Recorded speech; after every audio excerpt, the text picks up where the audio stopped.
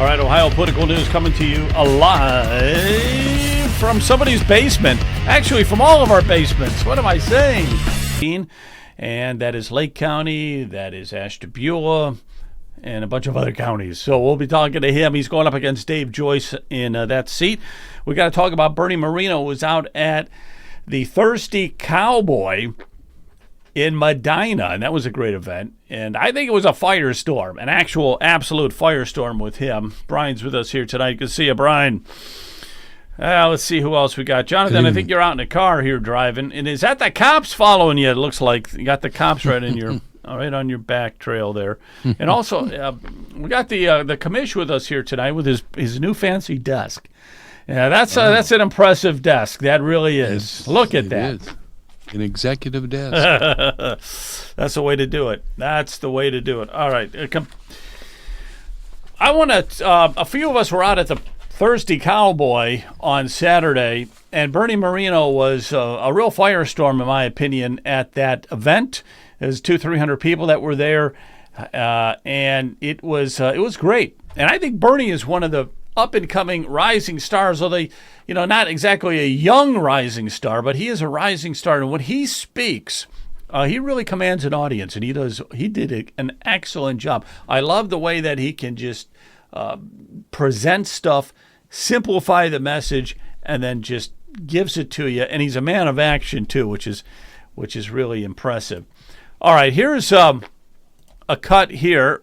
Let me make it a little bigger. This is. And then you thought, well, Moron, the next evildoer who hates our republic, will be reversing all those executive orders. When can we start codifying them, please? Great question. Okay, the question there, and I wanted to just start with this question real quick. The question there was, Trump has put out all these executive orders and everything, and they're great, and we're moving in the right direction. But what's going to prevent the next Democrat from coming in and undoing every one of those executive orders, which they would in a snap? And that was what the question was. In our team in D.C., we have this all mapped out. You're exactly right. We got to go through the most important on down to make certain that we put these things in the law. Look, I don't want to be an alarmist, but here's what I'm going to say to you. If you thought Bill Clinton was bad, he looks like a prince today compared to Democrats. Wouldn't you agree? Right? And then you thought, well, that's a good point right there. Obama. That's a real good point. When you think about it, the succession we've had, we thought that Bill Clinton was horrible. Then you got Obama. Then you got Biden. And the next ones they put in will be an absolute disaster once that happens there. Because he was pretty bad, and we got Biden. And imagine what the next iteration of that is. Imagine a President AOC and Jasmine Crockett duo. How would you like that? It sounds crazy, by the way. Moron, the next evildoer who hates our republic, so anyhow, will be reversing all those. That's off our X channel there. But let me go to you guys here for a second. Then I want to talk about some other stuff. But basically, what's your thoughts about Mr. Moreno? You like him? I thought. Yeah, I have seen him live, and I thought he was a good speaker. Certainly seems like he's well informed, and I would agree he seems to be an up and comer. I genuinely like. I haven't heard anything that I don't like about him yet. Yeah. Yeah, he's really got a lot of good stuff. And there's the commission there at his desk. Can you hear me? Loud and clear, Joe. Hey, what's your thoughts on our senator? And hey, what he was making a point there, John, was if the next Democrat, the question was the next Democrat undoing all those executive orders. I mean, that's something we've got to be a little bit concerned about, right? Absolutely. Number one, Senator Bernie Moreno puts Ohio first the way Donald Trump puts America first. He's doing great work, and I've known him for years because he was chairman of the board of trustees for Cleveland State University, where I'm a professor. So known Bernie for a long time, was a great trustee, is a great senator, and he's going to make America great again along with Donald Trump. But he's absolutely right. If we were to have the worst happen and a Democrat, I really should say a communist like AOC were to become president, every single executive order President Trump has put in place would be wiped away in an instant. And so it's important for the Senate and the Congress to do their job and codify the great work that President Trump is doing. Yeah, without a doubt. Jonathan, you're out there driving around. Let's get you in here for a second. So you were out there at the event as well. And Bernie Moreno is quite the spokesman, don't you think? This isn't a plug for Bernie, but I just thought that he did a great job. And it's great to have. Here's what I liked about him was that he said, ask him any questions, videotape, put it out on social media, the works. I thought that was, off the charts fantastic. Yeah, no, I absolutely agree with you. The first comment I'm going to make is that I'm unexpectedly behind the wheel. So for the first portion of this show, for the first leg, I will be speaking from behind the wheel doing some driving. So hopefully you guys can hear me all right. But I am so glad that my wife and I actually made the drive to Medina and listened to that event. There were some great speakers. I agree with you on all regards. Moreno was a great speaker. He covered some terrific topics. I loved what he had to say. There's actually one answer that he gave that to me was a little incomplete. It wasn't bad, but it was a little incomplete that I'm hoping to get opportunity to push him on a little bit. But other than that, I mean, it knocked out of the park. It was spectacular. As far as Plechnik's comment, John, that wall that they were so right or left? Right. Thank you. So as far as Plechnik's comment, spot on, but I am very concerned about the rhinos we have within the Republican Party dragging their feet on codifying Trump's executive orders. I'm hot and trying to codify these things. We, the people, we sent a mandate to D.C. on November 5th of last year, and I'm not seeing that mandate happen outside of Trump's executive orders. We've got Trump working and doing things. We've got people like Bernie Moreno working and doing things, but we have a whole bunch of rhinos who are dragging their feet. And my big fear, my concern, is that they're hoping to try and ride us through until midterms and then ride us through until 2028 without really codifying and cementing all of these things that we, the people, insist on. That's my big concern, and I'm really glad that George Zetzer got him and asked the question that he did. That, by the way, is the gentleman that you hear off camera asking the question. Right. I would give Joe, can I jump in? Two quick things. Number one, we should have legislation that codifies all of Trump's executive orders in one bill. That's how we should handle it. We need to have Marjorie Taylor Greene or Senator Bernie Moreno raise his hand and say, I move to codify all of Trump's executive orders to date now. That is how we should handle that. Number two, I think that to your point about rhinos, I've been saying for a long time, the most dangerous virus in Ohio is the rhino virus. Well, there's actually a special event in Cleveland that you can use to celebrate your favorite rhino. I'm not sure if you've seen the headlines, but the Cleveland Zoo has just celebrated the birth of a new baby rhino, and they're soliciting suggestions for names. So pick your favorite rhino and submit the name. Who knows? There you go. We might get Kasich the rhino.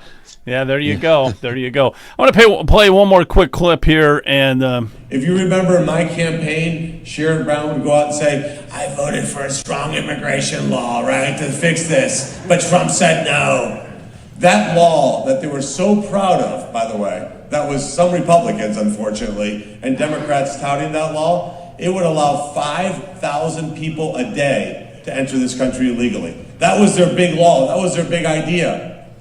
Yeah, the big idea was Sherrod Brown was all excited about it and everything was, hey, we're going to cut immigration to just 5,000 people per day. Just 5,000 per day, and they were all excited about it. Here's what I can report to you. In October, after having seen the numbers of September. So here we are, October 2025, 10 months into the Trump administration. Does anybody want to take a guess?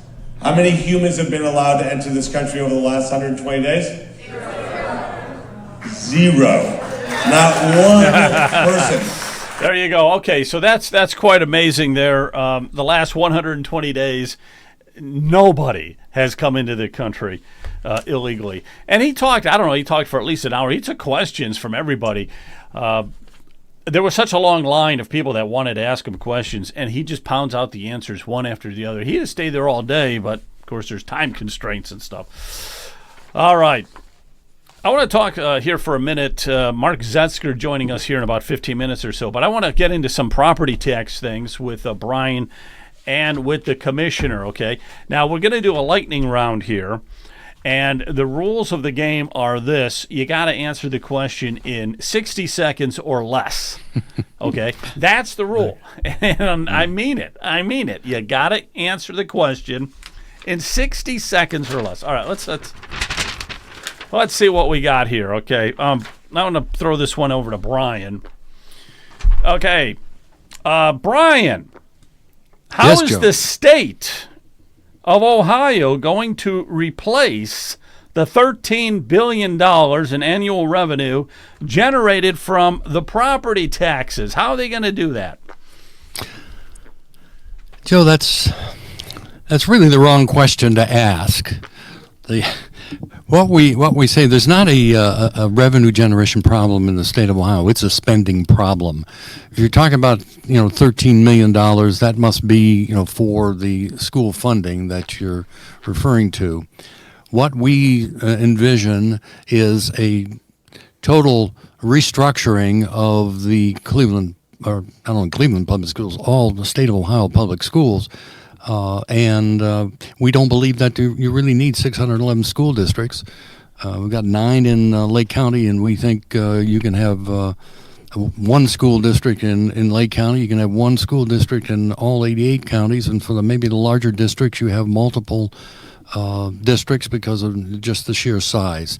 That has also been sponsored by Lake County Auditor Chris Galloway. He thinks there should be 94 school districts, and what that will do is that will actually reduce the number of personnel, not teachers but administrators, and that's the big problem that we have.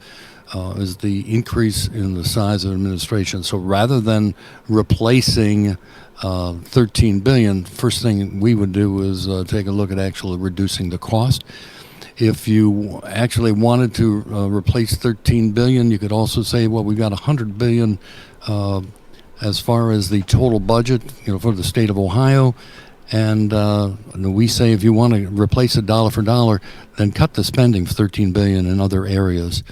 But it does not have to be an actual replacement as far as we're concerned, because there's overspending in the schools.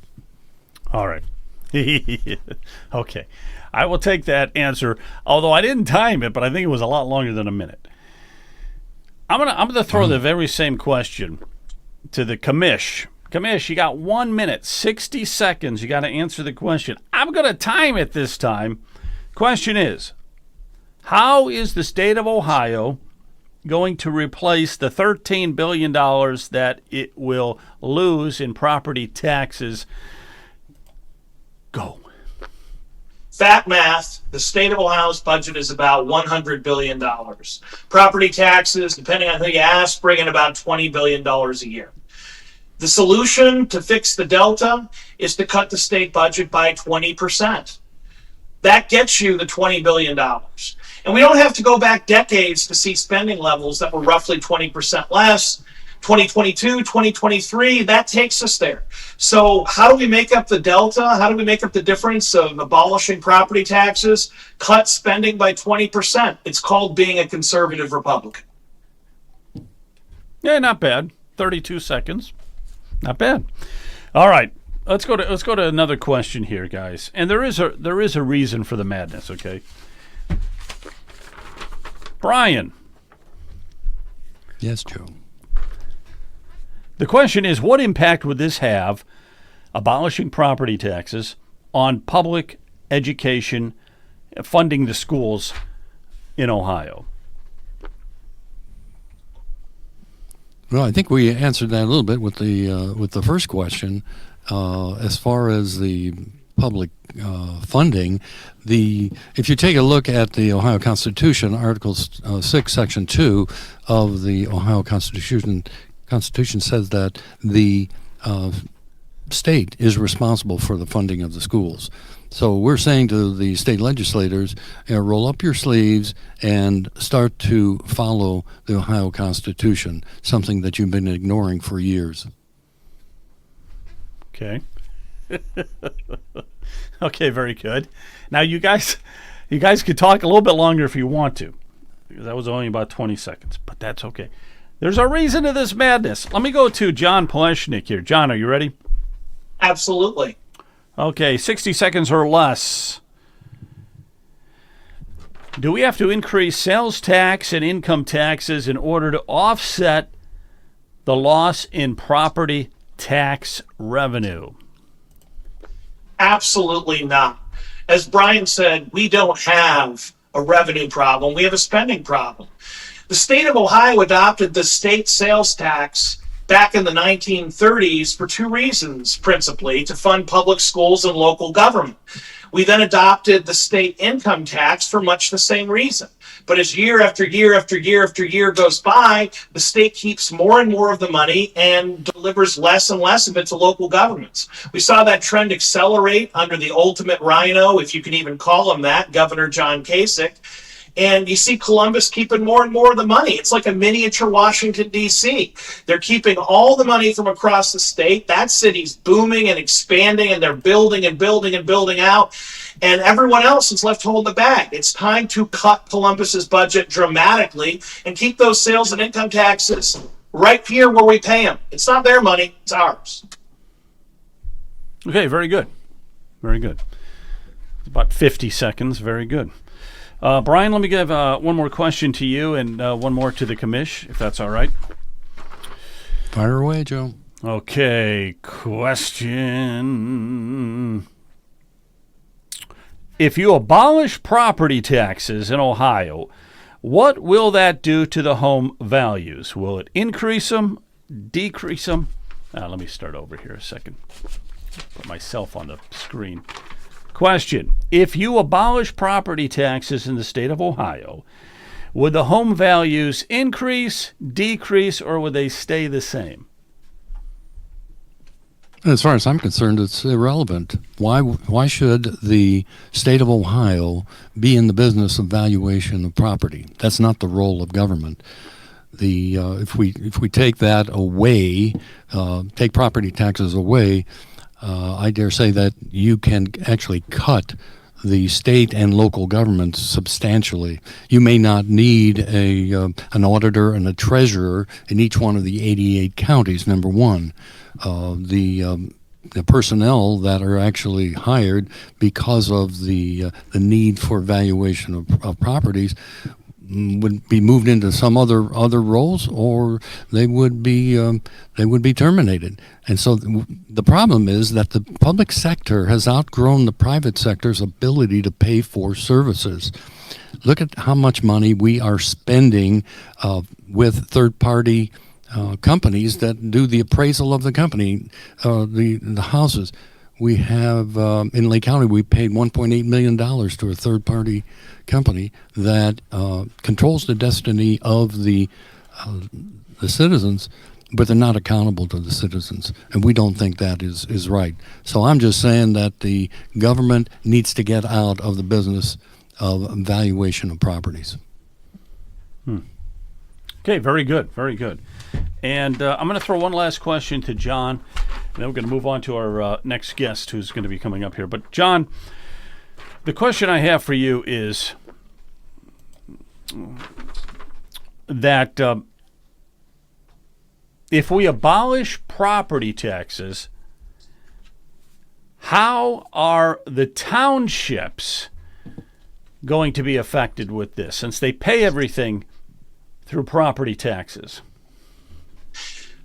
Fundamentally, the townships would be the least impacted by the abolition of property taxes, because in all likelihood, the state legislature would just extend the same taxing authority to townships that cities and villages already enjoy, meaning that they could levy an income tax for those services. But even if the state failed to act, townships already have the ability to become a village if they're under 5,000, a city if they're 5,000 or over. So every township would just vote to become a city. And then we would have, frankly, a fairer form of taxation across Ohio, because it makes no sense that people in a township pay one kind of tax, people in a city pay another. We're all Ohioans. We should all pay the same. What's good for the goose is good for the gander. So ultimately, townships would be the least impacted. It's kind of a red herring we're even talking about it. I think the only reason I brought it up was people have a lot of concerns. People that are in townships seem to have some concerns about it, and they just don't understand. Joe, the I've got an answer for process. that. Let me have 15 seconds on that. Yeah, I get that asked all the time by our Concord Township administrator. He said, Brian, how am I going to pay for police and fire? And I said, very easy, Andy. Just send me a bill. Just don't tie it to my house. What I don't understand, what the elected officials, why they don't understand that home ownership is the foundation of our freedom and liberty. We are trying to save freedom and liberty for not only this generation, but for future generations. They have the ability, the townships have the ability right now, if, to send a bill for EMS services. I think that's in the Ohio Revised Code. So if they don't want to become a city for whatever reason, then you come up with a system that they're going to send us a bill for police, fire, roads, and bridges. Because when you think about it, what does the value of my home have to do with me paying for police or paying for roads? If they want to charge me for the fire department, will do it on square footage of my home, but you don't have to spend the millions, if not quarter of a billion, in valuation of properties throughout the state of Ohio. I don't understand why the need for that. If we're going to pay for local services, it's just not going to be tied to our home, and that's what the township trustees and administrators have to understand. It's my home. The government doesn't have the right to foreclose on it. There you go. Very good. Very good. Excellent. Hey, Joe. Very good on that. If Mark's not sitting on standby, I've got something to add. Okay, go ahead. All right. Sorry, there's no actual visual here. I'm driving at night in the car, but hear me out on this. When we talk about the amount of taxes due, and people bring up the prospect of replacing the amount that we currently pay, for me, the starting point, I've said this before in a number of different episodes, is what we pay for schools. Schools makes a very good starting point because it's front of mind for most people, and on average, it represents about 60% of what we pay in property taxes goes towards schools. So when we pull things like the Academic Accountability Project and can show schools like Wycliffe recently spending over $32,000 per pupil for a school year, and then we can, of course, offset that with the horrible results. They're at about 50% proficiency in Wycliffe schools, or schools like Cleveland Municipal, where we've got about 40 to 44,000, and then add in. Keep in mind that's not even the total picture. The actual figure, the actual cost per pupil in school districts is always north of that, because we have to factor in the Educational Service Center, or ESC for short. So figure whatever your school district is, if it's 20,000 and you think, oh, that's reasonable because Cleveland Municipal is twice that, keep in mind that we're talking about statewide figures and the collection of statewide funds, and whatever number you see for your school district is never actually the complete total. So in that regard, it became preposterous a decade ago, the amount of money that we spend on this. So therefore, I'm completely with Plechnik. The answer is in cutting spending. So, Joe, if I could follow off on that thought, we are well past the point. We are well past the point where there is a relationship between spending and quality of education. Maybe the first $5,000 or $10,000 per student, more money equals better education. At this point, there's no correlation. some of the districts that spend the most money have the worst outcomes for students. So when you hear, what if we cut spending in public schools? What about the children? The truth is, if we spent less money and got rid of the bureaucrats who are getting between the students and their teachers, who are getting between real education and students because they're imposing so much bureaucracy and indoctrination, we'd actually improve education. More money does not equal better education. We know for a fact we used to do it much better with much less. The giant bureaucracy of modern education is not serving our students. And beyond that, we already know that the simplest fix to cut enormous amounts of overhead is just to combine school districts, not to combine sports teams, not to change the names of schools. Wickliffe Blue Devils can stay Wickliffe Blue Devils forever. Kirtland Hornets can stay Kirtland Hornets forever. But there's an army of principals and assistant superintendents and curricular directors who teach nothing, do nothing, make nothing, and ultimately detract from the educational experience. If you really care about our children, you gotta fire those people and go back to basics, reading, writing, arithmetic. For God's sake, we're graduating kids that can't read. Right. I got you. No, I'm with you guys 100% on all that. Yeah, there's just the bloated budgets with the school system and everything is just off the chart. So we've got to do something. And besides that, as we've been preaching, you have people losing their homes, seniors losing their homes because they can't afford anything once they get on Social Security, and it's and a Joe, mess. I have to point this out. On the point of seniors losing their homes, this is critical to understand. Our state legislature has all the tools at their disposal to address that issue now, today, immediately. They could hold an emergency session and a vote today to prevent any senior from ever being taxed out of their home again. The cost of exempting all seniors, everyone 65 years and older in the great state of Ohio, with no income limits, no value limits, no limits at all. The cost of exempting all seniors 100% from property taxes is less than 3%, folks, less than 3% of the state budget. That's less than the inflation adjustment. That's less than the inflation adjustment these people give themselves for raises. It's time to stop this nonsense. You do not get to say here for property tax reform when you won't even give up less than 3% of your budget to save our seniors. That's right. That is right. I got you there. We got to bring on our next guest here, Mark Zetzer. How are you, Mark? Salute to you, man. I feel like I got to salute you after watching your video and everything. It's like you're out there on the beach. We're going to play that here in a second.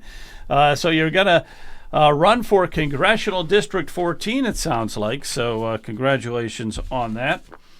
Let me just see here. It says that you're a former Shaker Heights tax fighter, GOP nominee in Ohio's 11th Congressional District. That's what you were running for previously. Zetzer announced his candidacy for Congress in a striking video, which we have to play. He hoists a War of 1812 battle flag above the breezy Lake Erie beach and speaks metaphorically about fighting for America first. So what gave you the idea of this? And let me put this up here for a second. That is you out there. I really think it's a clever idea. So you're out there on the beach, and you got a flag, and you're going to hoist everything. What was the idea? What was the idea behind that? How did that come to mind? Well, originally, the midterm in the 2026 being the 250th anniversary of the Declaration of Independence, I'm looking for a kind of original principle theme. And then as I'm approaching announcement, I realized, we're approaching on September 10th, and that's the anniversary of the Battle of Lake Erie. And the "Don't Give Up the Ship" slogan is very similar to me as "Don't Tread on Me." And so I thought, wow, that's going to be real dramatic. It's a good time of the year to be on the beach. You can get a nice breeze. You can catch the wind. It'll lift up the flag. It'll be very dramatic. I was out there actually 3 days doing takes, and I couldn't get everything to come together. I couldn't get it all to come together. The wind, the waves, the lighting, the sound, everything. And finally, I got one good take, and then the sun dipped below the clouds, and I flubbed my lines. I don't know if you could tell. Could you tell I flubbed my lines a little bit? Now let's play this here a second. Let's play a little bit of it here. Hi everyone, I'm Republican Mark Zetzer, and I'm at Mentor Headlands Beach. Across Lake Erie is Canada, and to the south is Ohio's 14th Congressional District. Let's talk about that a second. I'm here to remember. Since that is what you're going after, this 14th Congressional District here. You got Lake County, Ashtabula, right along the lake there, which is really nice, and you're out there along the beach, which is part of it. Geauga, Trumbull, and Portage County. So you kind of got everything. You got some city life, you got the suburban life, and you've got some rural, definitely some rural territory in there as well. But that's a nice area, that District 14. I love that. I'm here to remember this day when the American Navy defeated and captured the British fleet in the Battle of Lake Erie. So the Battle of Lake Erie, which again, I kind of like, it's hard to realize that we had a battle right there on Lake Erie, like right around Put-in Bay, those islands, right? It's kind of amazing. I think we forget about that, but yeah, there was an actual battle that was taking place on Lake Erie. The nearby town of Perry, Ohio, is named after Commodore Oliver Hazard Perry, who led the American sailors to victory in the War of 1812. So you had to do three. Their takes courage on and that. sacrifice can inspire us today in our own. You had to do 3 takes, 3 and days. right there on the beach with the microphone and all that kind of stuff, and Principal photography, 3 different days. 3 different days, huh? I'll play a little War more. of Independence. I think the The background is feds in Washington, D.C. tax and control nearly everything we do. And American families, like mine, can barely get by.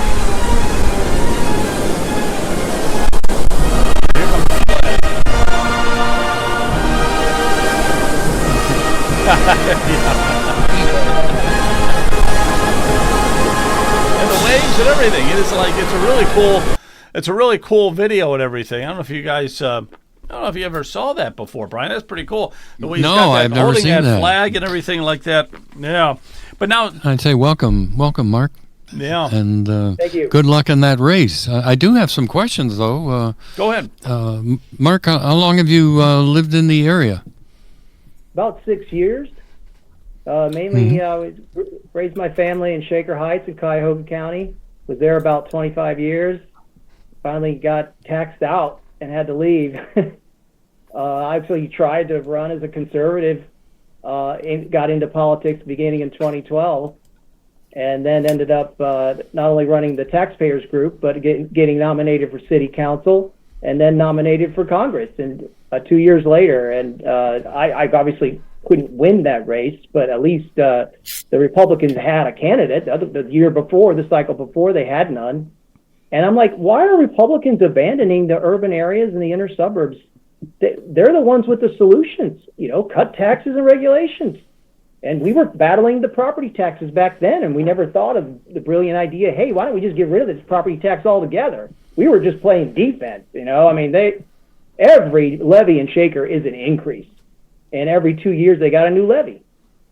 And so being lower middle class, we were just being taxed out of our home. And I had to become political just to get involved. And boy, the day I immediately got hit with a cease and desist letter from the Shaker Heights City Law Department. I'm like, wow, I didn't expect this. But And that was for you speaking out against property taxes, huh? Well, actually, the first issue was an income tax increase.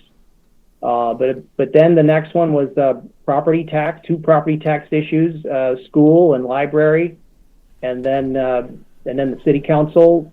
I'm by far the only conservative out of 5 candidates, and they're running people against me, and it's just ridiculous. And they keep losing population, they keep losing businesses. I don't know. It's all funded by tax. So much of it's funded by taxpayer money. Shaker is the worst, right up there with Cleveland Heights, where I'm at. Cleveland Heights is too. It's just, it's crazy. It's crazy out there. I'm bringing the commish here, John Pleshnik. He's part of your district there. He's a Lake County commissioner, so he's part of District 14. And he knows a lot about running for office. So, what's your thoughts, John, or any questions? Well, I personally prefer a certain John Wick parody, although it was a fun video. Maybe that'll be the next one. Have to dig that one up. Yeah, he did do a John Wick parody. It was very good. Right. Oh, you did, John?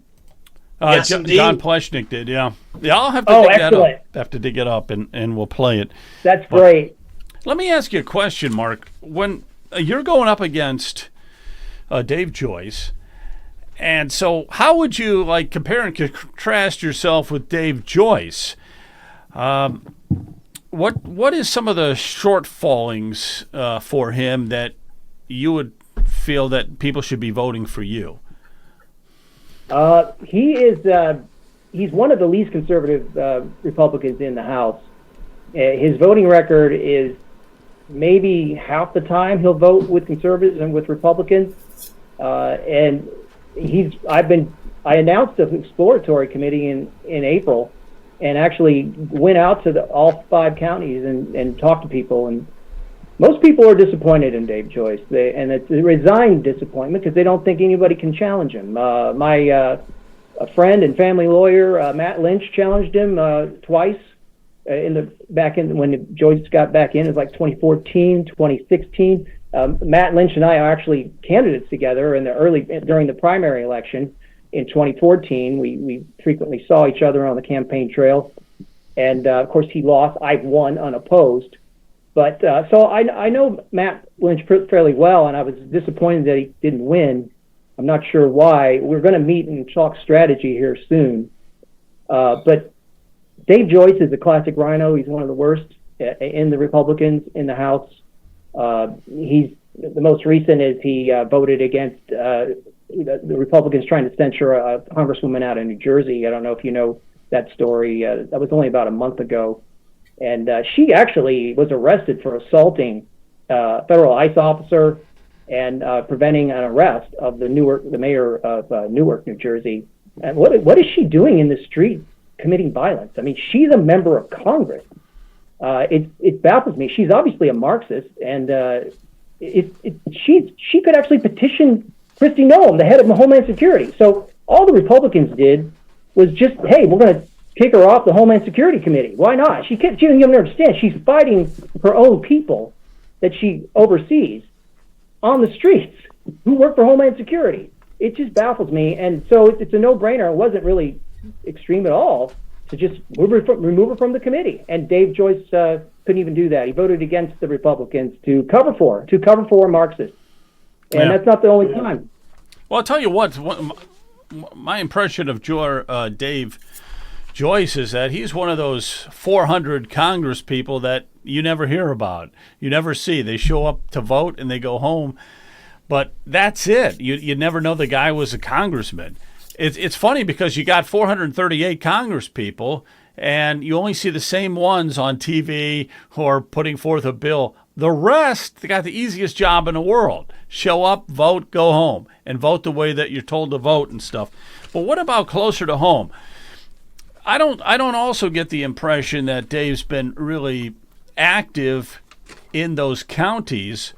I pulled up some information on District 14. First of all, it's Republican by 9 points, which is pretty good. So if you do win the primary, you're pretty much going to win the general election.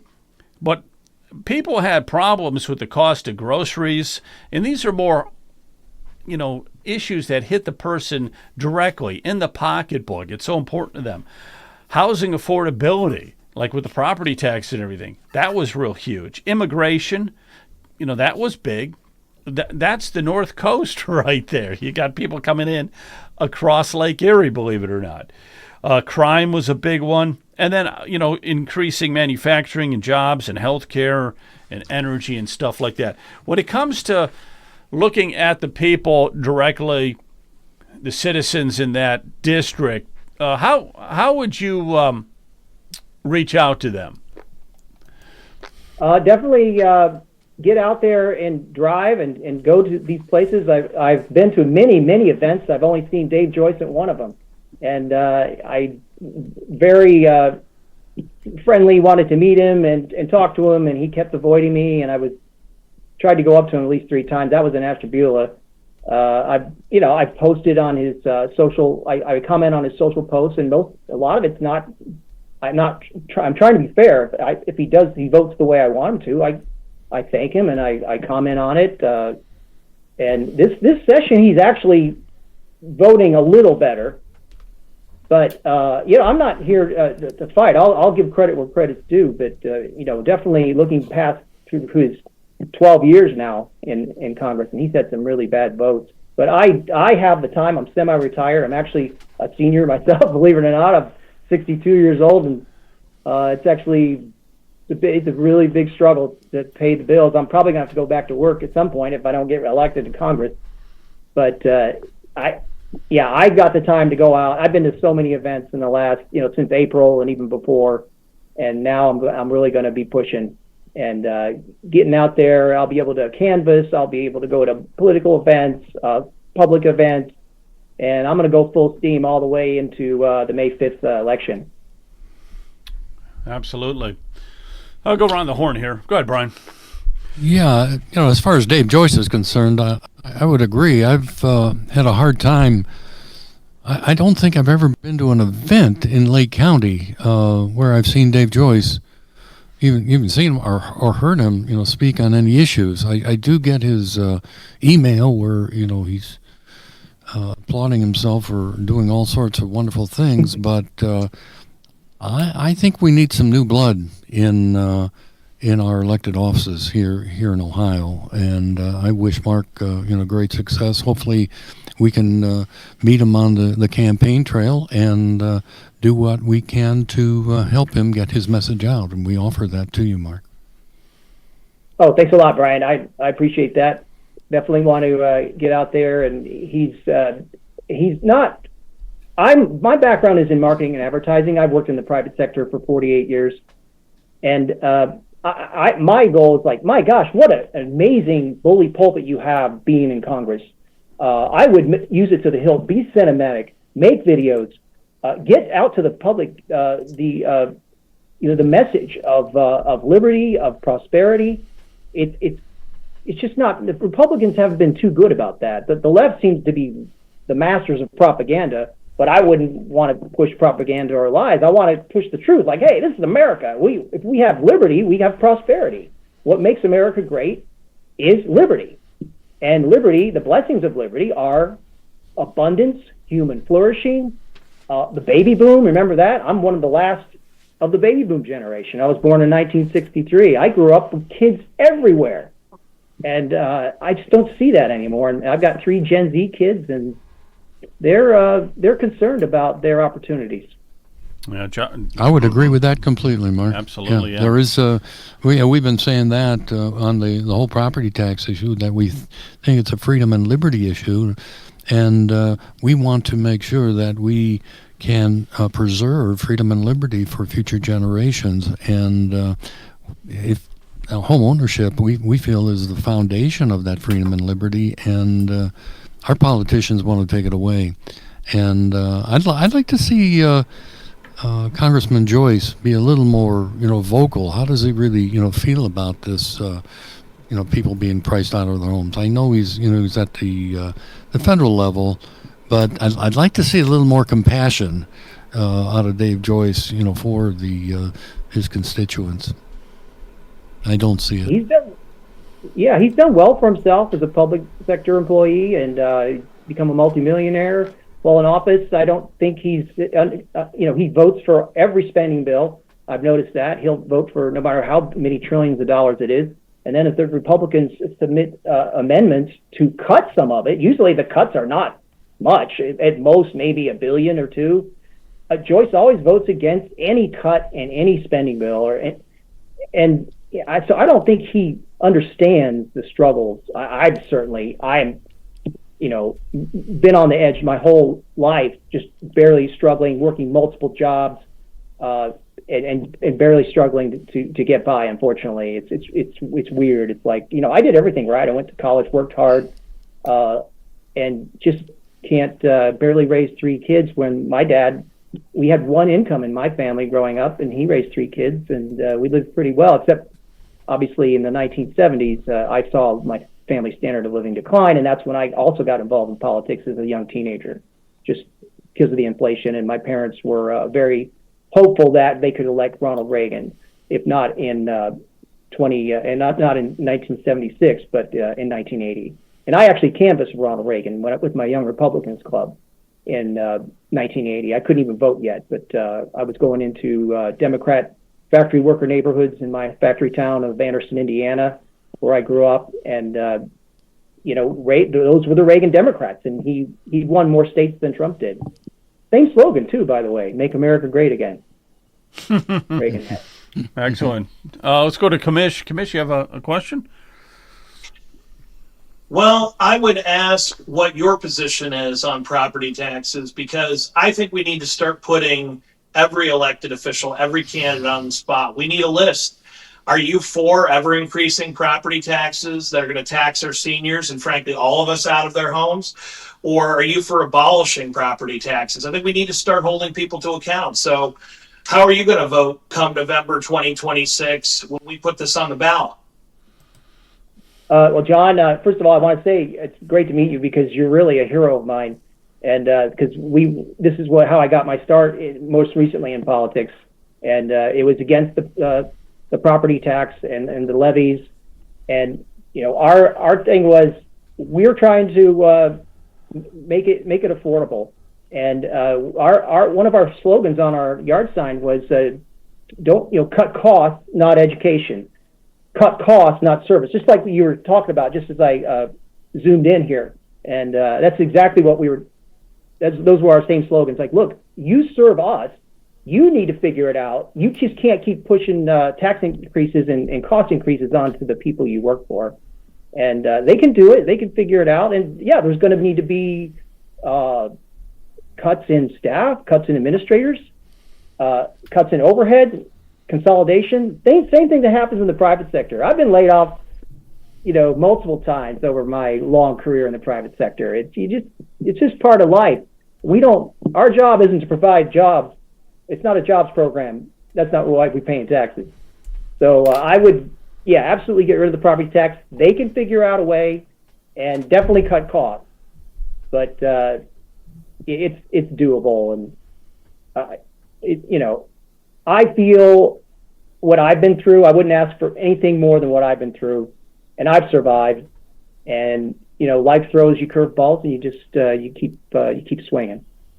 I'm going to bring Jonathan in. Jonathan, go ahead. I'm sure you have a question. Yeah, I wasn't sure if you noticed that I snuck in here on vMix on our other platform. So I am no longer behind the wheel. Mark, thanks for joining us. I appreciate it. So Mark Zetzer is not going to throw the punches, and I appreciate that. He is a fighter from everything that I've gotten to know about him, but he's a courteous and kind fighter.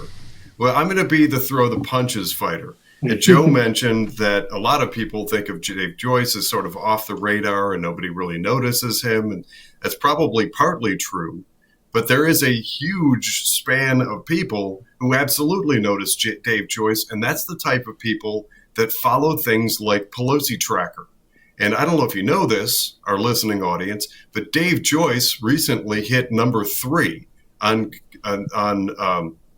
our elected representatives hitting these meteoric returns on their investment portfolio. And that goes back to that whole insider trading issue. There is concern swirling around Dave Joyce and his political dealings and his business, his trade platform, his stock trading, and what information he has when.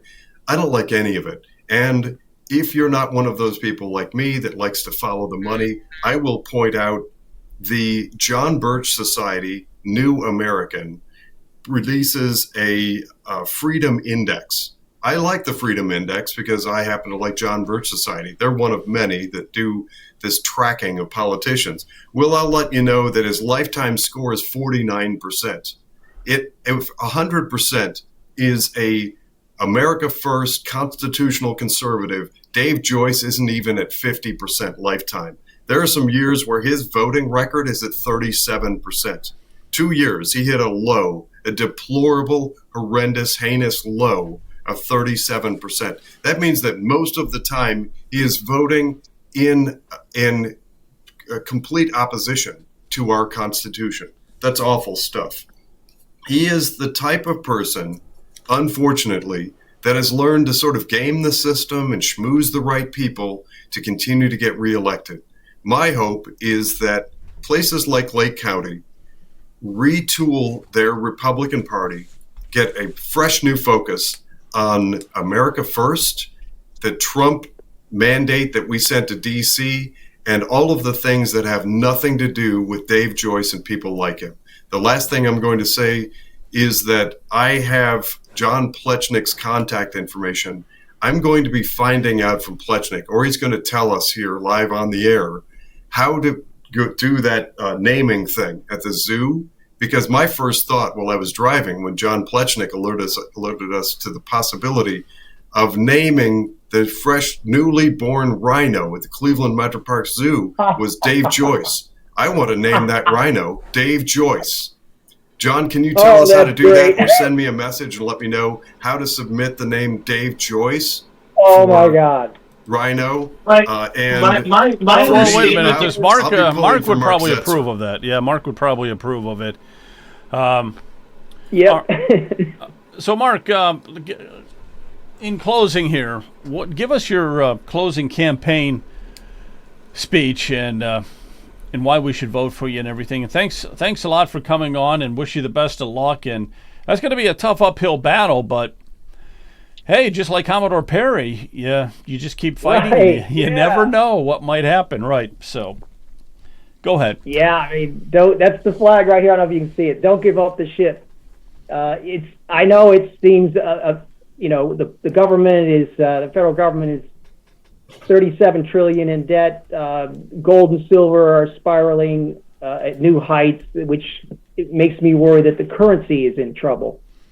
So these are rough times, and I think you just don't give up. And people think, Dave Joyce has got $3 million in his campaign war chest. I can't even report yet to the FEC because haven't even reached the $5,000 threshold. But you know what? I'm not going to give up, because I know I've got the skills and the talents and the time and the energy and the interest to make a go of it. And more and more people I'm meeting, they're like, oh, great. I'm glad there's going to be a competitor to Dave Joyce. And there's also rumors that Dave Joyce doesn't really want to run another term, and that he wants to be a federal judge, and that he may appoint somebody just like he was appointed. I don't know if you were aware, in 2012, Steve LaTourette won the Republican primary, and then he resigned and appointed Dave Joyce, and Dave Joyce didn't have to run in a primary as a challenger, ever. He just kind of walked in. So I want to give him a run for his money and use everything at my disposal, every media, and because I have the ability to do something that might get some viral content, like that video.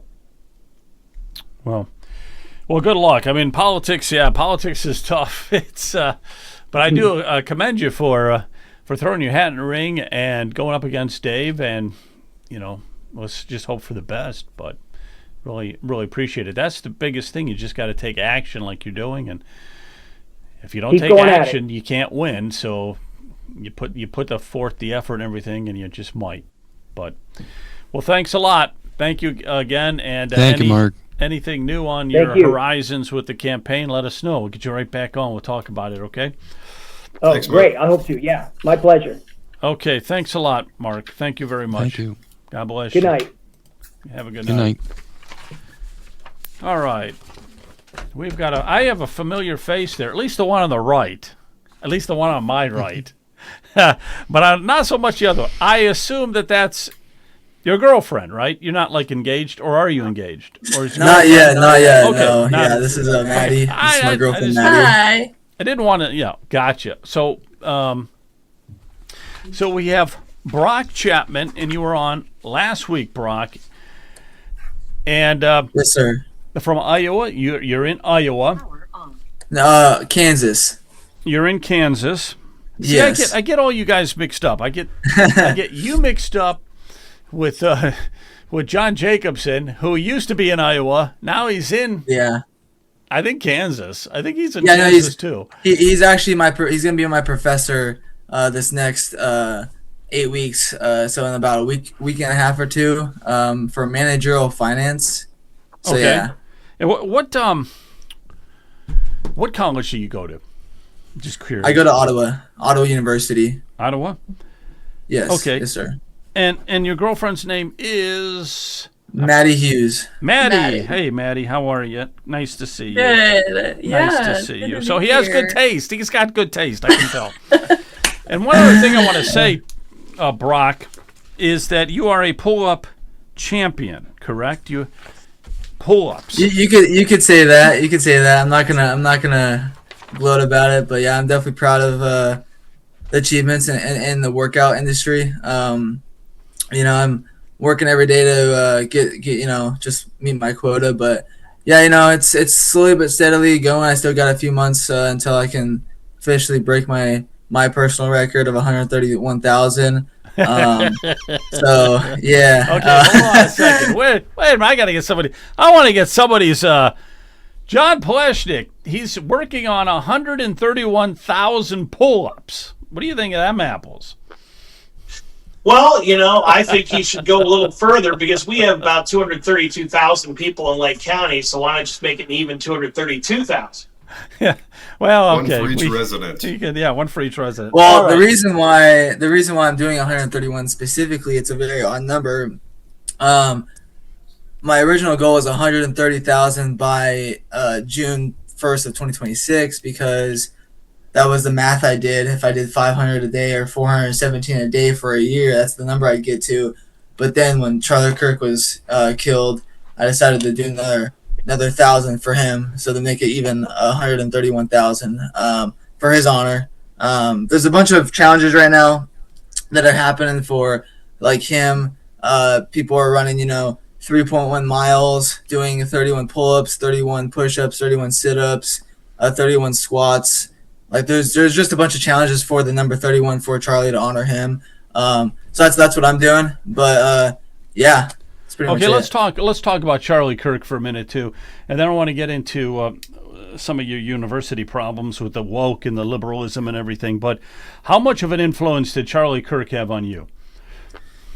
Like I said last week, I don't know if you have the same people on as you did last week, but he was a monumental influencer for me. Again, my mom got me introduced to him. My dad also started getting introduced to him from my mom first on social media, and I started watching him. He's just he's a man of God. He was a husband. He was a father. He was a very good conservative, godly man. Very influential man in the election, obviously, in all the swing states. Specifically, one of his events, his rallies at Arizona, when he was there, that was one of the bigger ones, and that was a swing state that we needed to win, and especially also Pennsylvania as well. But just not just for the political reasons, but because the way he held himself, the video you made of me last week, I really appreciated that. That was awesome. The way he just, like I said, held himself strong, just solid, just sturdy. He wasn't easily broken. He was never broken. That's why they had that. That's why they shot him, because he wouldn't fight anybody physically, like I said last week, and he fought people with his words. Being respectful, dialect, discourse, just like everything he said. It was sometimes fighting with your words is even cuts deeper than a knife into some people, especially if they know that they're wrong. And he was just espousing truth, and that was too much for some of those people. But I do want to ask you this question real quick. His death, his assassination, how did that change you? And maybe we can get Maddie to express herself. Actually, on that. I want her to answer this okay, first. Go ahead, Maddie. How did that change you? His assassination, like that occurring. Absolutely. Honestly, I heard the news, and at first, I really didn't believe it. Because I feel like you hear someone getting assassinated, you're just like, no way. Like, that just can't be. Like, we don't live in that world. Like, there's just no way. And I finally heard the news, and at first I was honestly just in a state of pure shock that that even happened to such an individual who had made such a big impact on, I'd say, mainly our generation. I think a lot of people really knew who he was and what he stood for just by saying his truth and saying the truth in colleges and universities. I was just in a lot of shock, and I remember the couple days after, when his wife spoke on the Turning Point website, she made some speech in honor of Charlie.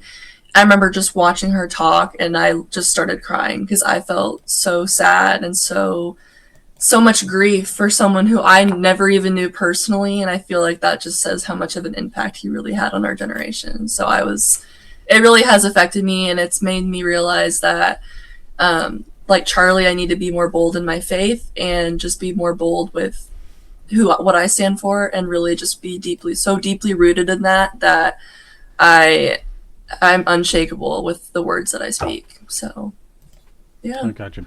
All right, let me ask you another question, Brock.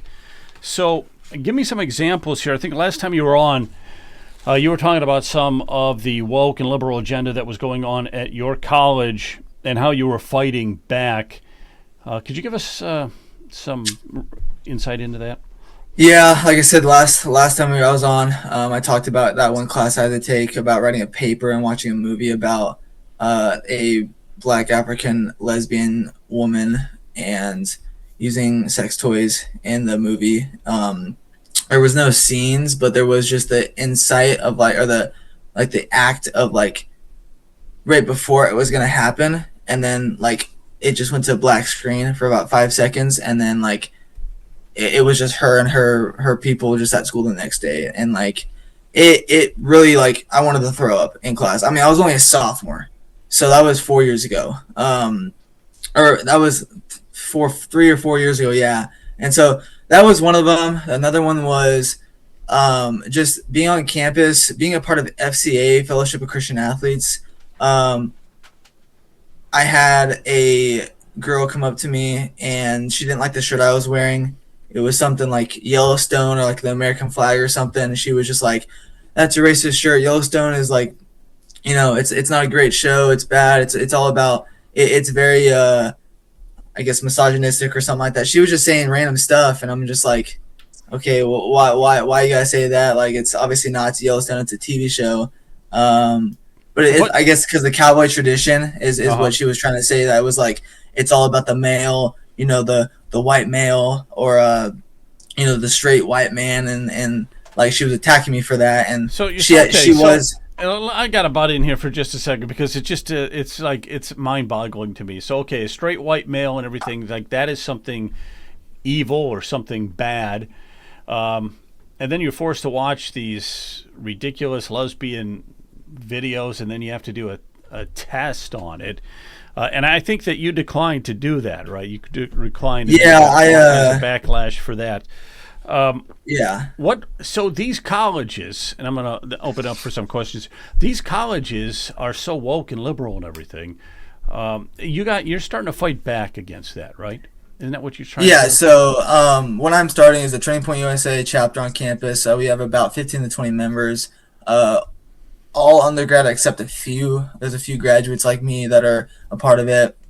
My girlfriend here, Maddie, she's an honorary member, part of it. She obviously, she's very strong in the faith and somewhat in politics. She's a nursing student. Actually, to give kind of an example for her, she's been getting, I would say, a little bit of backlash as a nursing student with her conservative beliefs and just not being able to be comfortable in her speech at work. So I don't know if you want to say something about it.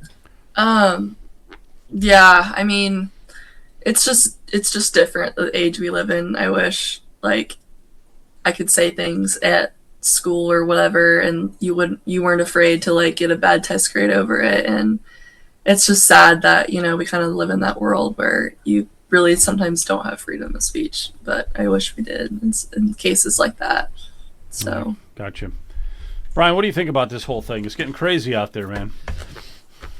Oh, in case you didn't know. Just the idea that freedom of speech, we all take it for granted. And but now we're seeing in this younger generation, they don't have it in the colleges. Again, when I went to college, it was there's nothing like that at all. You could say basically anything that you want without any repercussions, and certainly not impacting your grades if you did not espouse the what the teacher was thinking about. So we as a society, unfortunately, we're ungodly, uneducated, immoral society, and many of our churches have contributed to that. And I did hear something today where a gentleman was telling me about his pastor, and the pastor didn't know anything about Charlie Kirk because he doesn't read or listen to the news. And I found that very disconcerting that someone that is influencing people from the pulpit is not aware of what is happening in our society.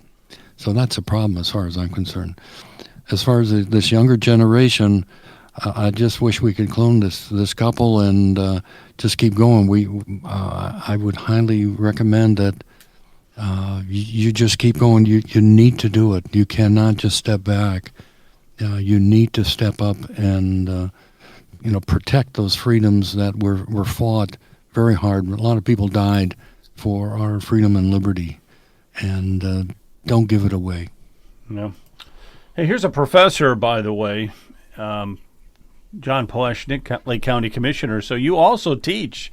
So what's your thoughts on that, John? That's right. You can call me Commissioner Plechnik. You can call me Professor Plechnik. Just don't call me late for dinner. But the ultimate problem with liberal bias on campus, which is something I've fought since I was a college Republican, is that there just aren't enough conservative Republican professors on campus. Just like there aren't enough conservative Republican broadcasters in the media, we need to have more balance. You're never going to be able to legislate balance because ultimately a liberal professor, a liberal college president is going to find a way around it. They're going to comply with the letter but not the spirit of the law. The only way to actually make our colleges more conservative or have any sort of balance or debate is you've got to hire more conservative professors. You've got to hire more conservative administrators. You've got to hire more conservative leaders. And frankly, there's been a monopoly in hiring for liberal Democrat profs for a generation. And that's not by accident. The communists in the 50s and 60s said we need to wreck education, both in public schools and higher education, so that we can ultimately have a sheeple populace that we can walk off a cliff. So it's not an accident we have this problem, but if we're going to actually fight for a real solution, we need to force universities to start hiring conservative and Republican professors, because otherwise everything else we do is going to be ignored. Yeah, I was gonna say real fast, just kind of going off of that. That what you just said sparked some ideas in my mind. At the beginning of Charlie Kirk's podcast, I've been listening to this podcast since it's pretty much started, and I work at American Eagle, and so I work 12-hour shifts at American Eagle Distribution Center in Ottawa, part-time, and I listen to 12 hours worth of podcast from the show, from before he was killed and then post after that. And every time he hops on there, he says, obviously, I went to college for a scholarship or on a wrestling scholarship for 4 years, so that's why I went to college. I also went to college because I was one of the only 5 kids through my high school, my grad 97 gathering, or my 197 graduating class. I went to college for wrestling. Out of 5 people in that whole class, I was the only one to go. One of the only ones to go for athletic scholarship, and that's why I went to college. I know Charlie always said, "Hey,